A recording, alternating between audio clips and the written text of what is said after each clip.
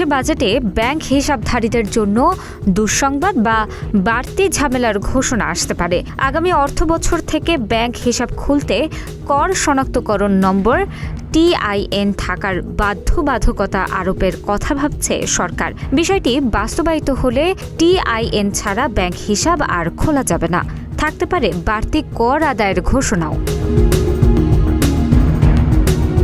দেশে 16 কোটির বেশি ব্যাংক হিসাব আছে। এদের মধ্যে শিক্ষার্থী, সরকারি ভাতাভোগী, পেনশন সুবিধাভোগীও রয়েছেন। তবে তাদের জন্য স্বস্তির ঘোষণাও থাকতে পারে।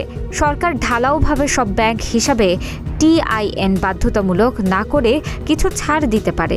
এক্ষেত্রে শিক্ষার্থী, সরকারি ভাতাভোগী, পেনশন সুবিধাভোগী ছাড় পাবেন। তেমনি কিছু করদাতার বেলায় এক্ষেত্রে ছাড় থাকতে পারে।